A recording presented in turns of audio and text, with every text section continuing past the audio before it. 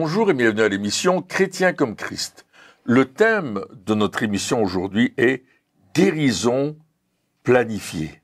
Et effectivement, on trouve un texte dans le prophète Ésaïe au chapitre 53 que tu vas nous lire, Christine. Oui, à partir du verset 3, il nous dit « Méprisés et abandonnés des hommes, hommes de douleur et habitués à la souffrance, semblable à celui dont on détourne le visage, nous l'avons dédaigné, nous n'avons fait de lui aucun cas.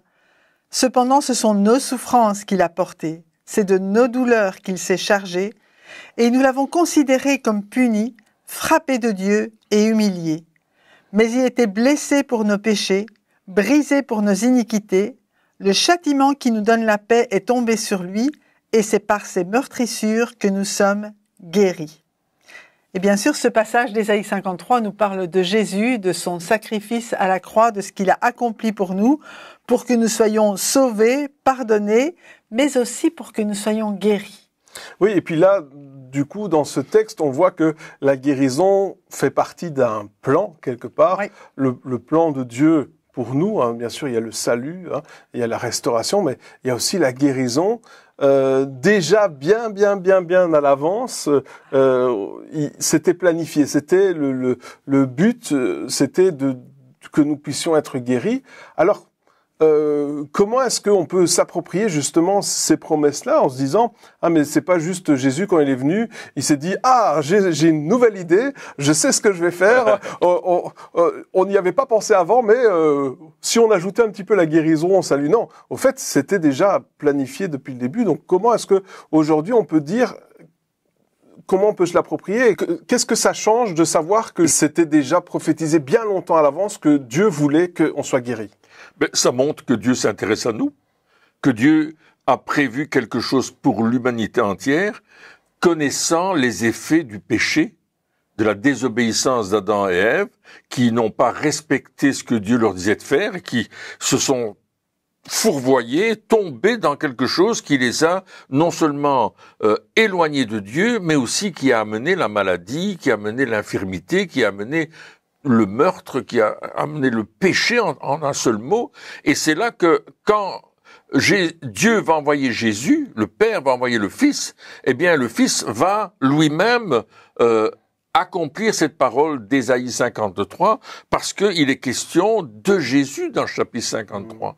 Donc la solution, elle se trouve vraiment dans notre appartenance à Jésus, notre foi en ce que Jésus a accompli à la croix, qui est d'ailleurs décrit dans Ésaïe 53 et dans d'autres passages de la Bible. Mais c'est intéressant de savoir ça parce que, du coup, souvent, certains pourraient se poser la question, mais est-ce que Dieu veut me guérir? Est-ce que c'est sa volonté? Est-ce que vraiment il veut le faire? Ou est-ce que je dois essayer de, quelque part, faire changer Dieu d'avis en disant, bon, écoute Seigneur, je te demande ta guérison, je t'en supplie, qu'est-ce que je peux faire pour que tu me guérisses? Et on essaye, quelque part, d'influencer le choix de Dieu, lui dire, oui, mais tu devrais me guérir parce que ceci, parce que cela, et je vais faire plein de choses pour essayer d'avoir la guérison. Mais en sachant cette parole-là, cette prophétie-là, on voit qu'au fait, on n'a pas besoin d'essayer de convaincre Dieu de vouloir nous guérir, mais qu'il le voulait déjà avant que nous-mêmes on le veuille. Exactement. Et on voit, bon, ici, Ésaïe, c'était 700 ans avant que Jésus vienne, mais de toute éternité, on sait que Jésus, le Fils de Dieu, Dieu le Fils, avait dit, mais je vais y aller, je vais mourir, je vais donner ma vie pour eux, parce que ce qu'il veut, c'est vraiment détruire l'œuvre du diable. En fait, en donnant sa vie pour nous, il veut récupérer, je veux dire, tout ce que le diable a volé. Et c'est nous qui l'a volé. Le diable, avec Adam et Ève, il a volé le gouvernement, mais il a brisé cette intimité entre Dieu et l'humanité.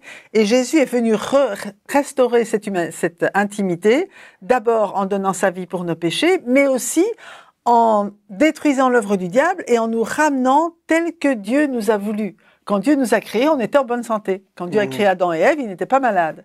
Donc ce que Dieu désire, c'est qu'on puisse vivre notre humanité, même notre vie sur terre, en bonne santé, selon son plan. Et c'est pourquoi à la croix, il a pris non seulement nos péchés, tout ce qui nous séparait du Père, mais il a pris aussi les conséquences de nos péchés dans nos corps, c'est-à-dire la maladie. Pas seulement de nos péchés, mais bon, on sait qu'on n'est pas seulement malade parce qu'on a péché, mais qu'il y a plein de raisons. Mais n'empêche, ce que le diable a fait dans nos vies, mais Dieu, il a donné la solution, et Jésus a souffert dans son corps pour que nous n'ayons plus à souffrir. Oui, c'est intéressant, il dit c'est par ces meurtrissures que nous sommes guéris. Les meurtrissures de Jésus, c'est parce que lui, il a été brisé quelque part. Et quand on est meurtri, quand on souffre, ben, on peut appeler ça une souffrance, on peut appeler ça aussi une faiblesse. C'est-à-dire que oui. si on se laisse taper dessus, comme Jésus s'est laissé taper dessus, comme il s'est laissé, il a pas résisté, non, il a pas. Non. Et on aurait pu dire, ben justement, Jésus était faible. Il aurait dû se défendre. Il aurait pu appeler, comme on l'a vu, des myriades d'anges pour venir le défendre. Il aurait pu dire non, je vais renverser l'armée romaine, je vais renverser tous les. Mais il n'a pas fait ça. Il a choisi quelque part une faiblesse, d'être faible, de se laisser briser. Et à cause de cette faiblesse, eh bien, nous-mêmes, nous avons été guéris. Donc, c'est extraordinaire de voir que, justement, ce qu'on pourrait voir comme une faiblesse ou le fait de perdre ou de parce que c'est ça que c'est à ça que ça ressemble. Oui. Parce que nous on dit oui, mais il a l'air de rien, il est rejeté de tous, etc. Donc finalement c'est un rebut, on le rejette complètement, mais c'est parce qu'on l'a rejeté que nous aujourd'hui on peut être guéris. Absolument. La Bible déclare une chose importante, c'est que Dieu est amour. Et c'est ce que l'apôtre Jean nous dit dans son épître, mais il y a quelque chose de plus encore. Alors que nous étions encore pécheurs, Christ est mort pour nous. Nous voyons que l'amour de Dieu va faire que Jésus doit mourir pour nous. C'était une obligation parce que il est l'agneau de Dieu qui ôte le péché du monde. Et en ôtant le péché, comme tu l'as très bien dit, il va aussi ôter les maladies, les infirmités et toutes les conséquences autres encore qui sont liées au péché. Donc, l'amour de Dieu va se manifester par la mort de Jésus sur la croix, par le fait que on va l'arrêter dans le jardin de Gethsémanée où il est en prière, où il est en train d'agoniser dans la prière pour nous. Et il a tellement cette agonie en lui que sa sueur devient du sang. Et là, ce sang va être versé. En fait, il fallait que le sang soit versé pour que nous soyons rachetés et guéris. Donc Jésus va s'offrir lui-même. On va l'arrêter, le frapper, lui mettre une couronne d'épines, fouetter son dos. On va le transporter, ou il va plutôt aller au mont Golgotha, où on va percer ses mains et ses pieds, et on terminera par percer son côté en touchant son cœur. Et là, la Bible nous dit qu'il y avait du sang et de l'eau qui sont sortis de son cœur. Donc Jésus a versé son sang dans toutes les dimensions possibles pour nous racheter. Amen. Et pour que, par ces meurtrissures, et ça, c'est un terme intéressant, de voir que les meurtrissures de Jésus sont la conséquence de notre guérison. C'est par ces meurtrissures. Oui. C'est au travers de ces guérison qui est la conséquence. Ça, oui. La guérison, pardon, oui, t'as raison. Et la conséquence des meurtrissures de Jésus, c'est à travers cela que nous recevons la guérison. Donc, nous avons une assurance extraordinaire. C'est pas que Jésus a reçu une petite chic note comme ça. Non, non, non, non. On l'a vraiment crucifié. On l'a vraiment détruit. On a vraiment tout fait pour que son corps soit incapable d'avoir la vie, mourir. Il est mort pour nous alors que nous étions encore des pécheurs. Et c'est ça l'amour de Dieu. Dieu prouve son amour envers nous à travers la croix. Ouais, et c'est justement lorsque le diable pensait qu'il avait la victoire parce qu'il avait réussi à détruire Jésus, que c'est là qu'il s'est rendu compte qu'il avait donné la victoire à Jésus, et que c'est là qu'il a perdu, au fait. Et il s'est dit, ah, mais attends, moi, je l'ai détruit, j'ai essayé de le briser, mais c'est parce que, justement, je l'ai brisé que aujourd'hui, eh bien, nous pouvons être guéris et Jésus dit mais on me prend pas la vie, c'est moi qui la donne. Oui. C'est pas toi qui essayes de me prendre. Non, j'ai décidé d'offrir ça en sacrifice et par ce sacrifice, par ces meurtrissures, par ce sang qui a coulé, eh bien aujourd'hui on peut dire qu'on a été guéri et ce qui est extraordinaire, c'est que le sacrifice de Jésus, c'est un fait historique. Oui. C'est pas simplement quelque chose qu'on peut dire ah oui, mais peut-être éventuellement. Non, Jésus a vraiment existé. Il a vraiment donné sa vie. Il est vraiment mort à la croix, etc. C'est un fait historique Oui. et on peut pas dénier le fait que il a souffert. Et donc, si on sait qu'il a souffert, eh bien alors on a cette preuve que aujourd'hui on est guéri grâce à ces meurtrissures. C'est ça. Et il n'y a aucune souffrance qu'on peut vivre ou connaître aujourd'hui que Jésus n'a pas portée. Il n'y a aucune maladie que nous pouvons ressentir et que Jésus n'a pas prise à la croix. Et ça, c'est important de réaliser qu'il y a ce transfert quelque part, ce que Jésus a fait pour nous. Et là, ici, on parle de la guérison, on peut parler des péchés. Il n'y a aucun péché pour lequel Jésus n'est pas mort. Mais de la même manière, il n'y a aucune maladie que lui n'ait pas portée, qu'il n'ait pas subie pour nous et à notre place.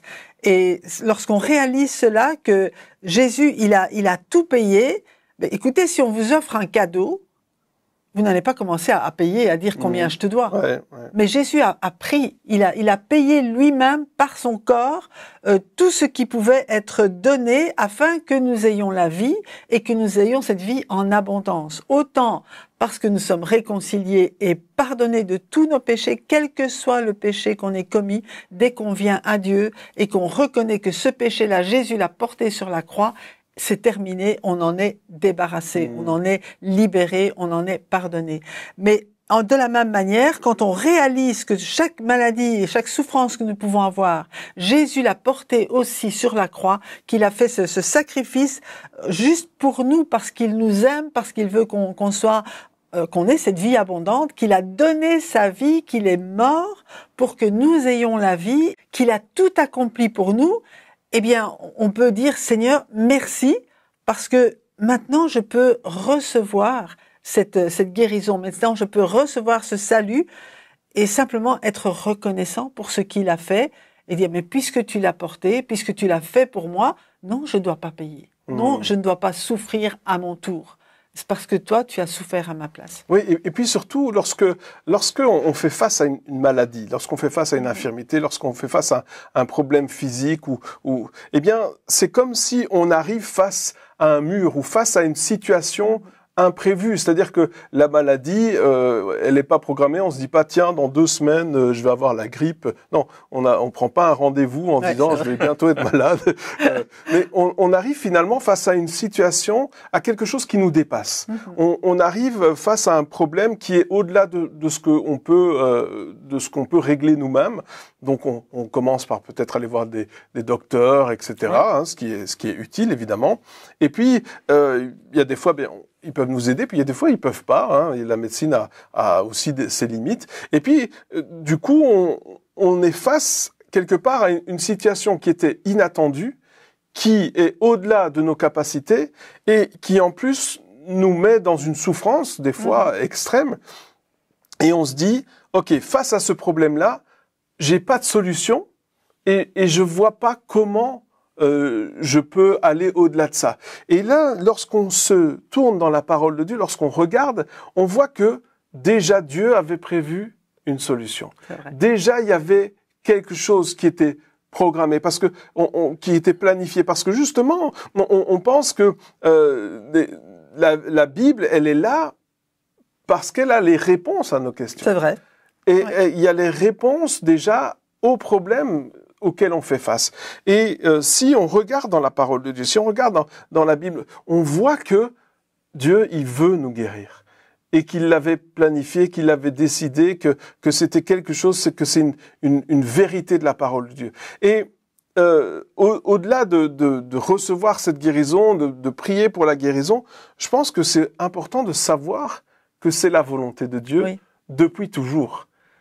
et qu'il veut le faire. Comme tu disais, Jésus, il a donné sa vie pour qu'il y ait une restauration dans notre vie, pour que nos péchés soient pardonnés, pour que changer notre cœur de pierre en cœur de chair, pour que nous donner une vie nouvelle, pour nous donner un esprit nouveau, etc.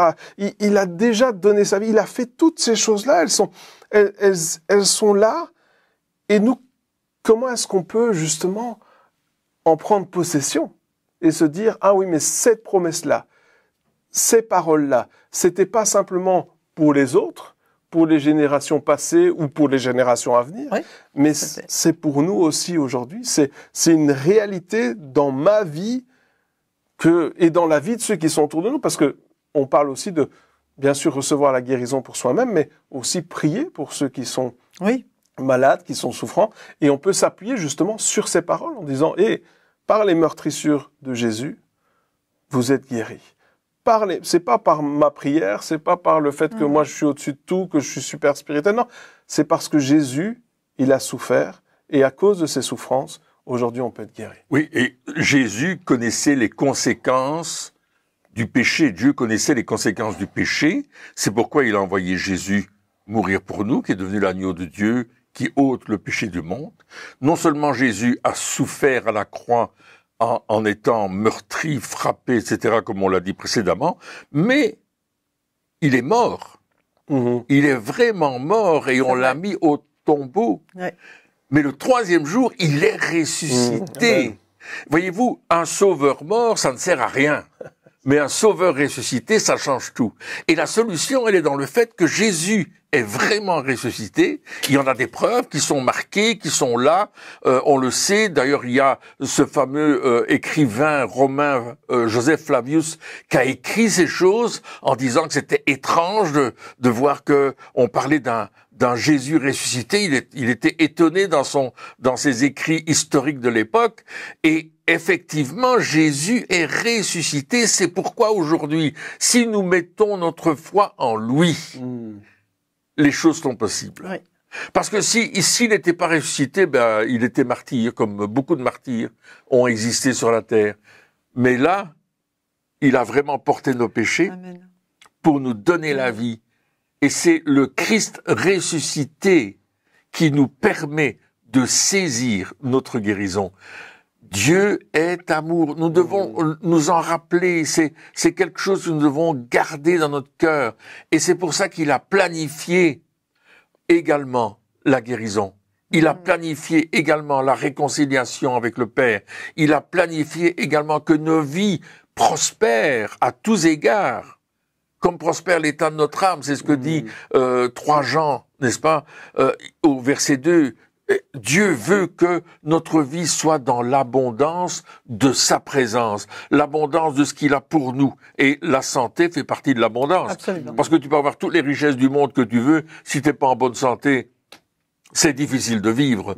Mais parce que Christ a porté nos maladies, il va nous donner la santé, il va nous donner ce que nous avons besoin si nous venons à lui pour le saisir, pour le prendre, pour l'accepter. Comme tu disais, ce cadeau, il est là, ce cadeau, il est présent, ce cadeau, il est existant. C'est le fait que Dieu veut nous guérir, c'est une vérité biblique importante pour nous aujourd'hui, parce que Dieu a planifié effectivement notre guérison, notre délivrance, notre réconciliation, et c'est ça le message de l'Évangile. La bonne nouvelle, c'est ça la bonne nouvelle, c'est que Dieu, par amour pour nous, a planifié notre délivrance, notre guérison, notre santé, notre prospérité, notre manière de marcher avec lui chaque jour, pour nos familles, pour nous-mêmes.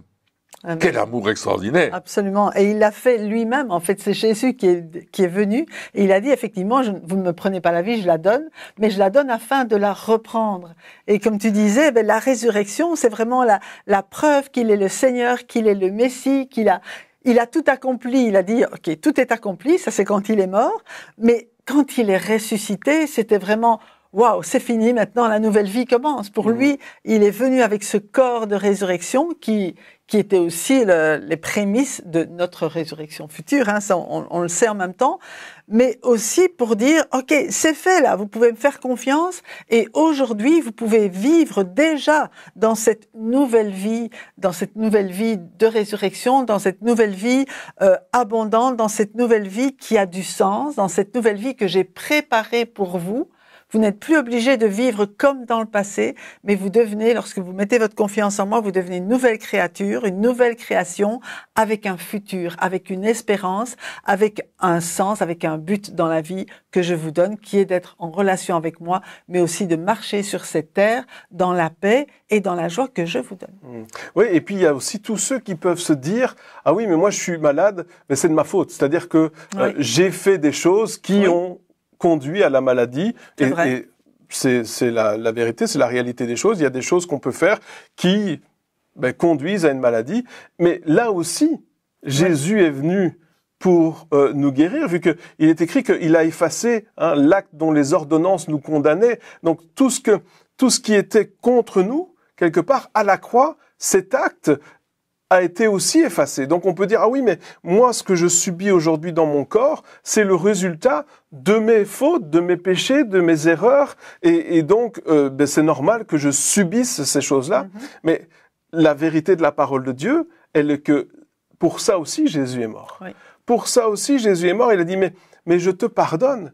Je pardonne tes fautes. Et lorsque Dieu pardonne, c'est pas qu'il dit, bon, écoute, on va faire comme si de rien n'était, alors tu continues à subir tous ces trucs, mais allez, non, lorsque Dieu pardonne, il pardonne entièrement, à fond. C'est-à-dire que non seulement il nous pardonne, en plus il décide de ne plus se souvenir de nos erreurs, ce qui est quand même extraordinaire, et ensuite il nous restaure. Ouais. La Bible nous dit qu'il nous rend plus blanc que la neige, qu'il nous redonne la vie, qu'il nous redonne l'espoir, et donc on a ce pardon de Dieu et on peut dire, mais Seigneur, même si j'ai fait des choses qui conduisent à la maladie, eh bien toi, tu es celui qui me guérit entièrement. Et ça, c'est quelque chose que y a beaucoup de gens qui n'aiment pas trop, parce que nous, on aime bien, t'as fait des erreurs, maintenant tu payes tes erreurs, et puis c'est comme ça, et écoute, tant pis pour toi, il fallait que tu fasses les choses comme il faut, maintenant tu payes. Si tu payes pas, alors c'est pas juste. C'est ça qu'on a comme mentalité. Ça, c'est la justice humaine. C'est la justice humaine. Mais la justice de Dieu, elle est différente. La justice de Dieu, elle est là pour redresser les choses, justement, qui sont courbées. Oui. C'est ça qui se passe. Et c'est-à-dire que notre vie, à cause des erreurs qu'on a fait, on n'est plus bien aligné avec ce que Dieu voulait pour nous. Mais lui, il a décidé dans son amour, dans sa grâce, dans sa miséricorde, de nous pardonner et de restaurer notre vie. Et c'est ça qu'il veut faire. Oui. Il veut restaurer notre vie. Et c'est les meurtrissures de Jésus nous guérissent, et le fait et son sacrifice, il nous rend la vie que on avait perdue, justement. Et ça, je pense qu'il faut aussi qu'on puisse être conscient de ce sacrifice qu'il a fait pour nous. Oui, non seulement être conscient, mais le vivre aussi. Et pour continuer le verset que tu citais de Colossiens, où l'acte a été cloué à la croix, l'acte qui nous condamnait, c'est-à-dire que on n'était pas capable de respecter la loi de Dieu, ça nous condamnait, effectivement, mais là aussi, il a aussi vaincu les dominations, les autorités, c'est-à-dire que toutes les puissances des ténèbres ont été vaincues à la croix, et on ne peut pas dire oui, mais c'est parce qu'il y a un démon qui vient me titiller, c'est pour ça que je suis malade, ou parce que... Non, il les a vaincus. Donc là aussi, on sait que le travail de Jésus, les meurtrissures de Jésus, ce qu'il a accompli à la croix, c'est complet.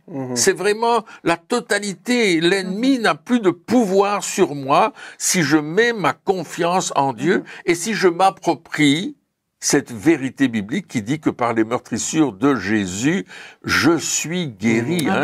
C'est ce que dit au présent l'indicatif d'ailleurs, Ésaïe 53, nous sommes guéris par ces meurtrissures. Et Pierre dira, vous avez été guéris, c'est-à-dire que c'est déjà fait, c'est accompli. Donc, il y a cette dimension du fait que si je me repose par la foi en Jésus-Christ, simplement je crois ce qu'il a fait, tout simplement, il ne faut pas que je fasse un effort intellectuel, que je me triture les méninges pour le croire. simplement de dire, Seigneur, ce que tu dis dans ta parole, je le crois. Je le crois, je le proclame, je me l'approprie pour ma situation dans laquelle je vis actuellement, pour les difficultés que j'ai actuellement dans ma vie, qu'elles soient physiques, morales, spirituelles, matérielles, familiales, dans mon business. Seigneur, je crois que toi, ta libération, elle est totale dans tous ces domaines.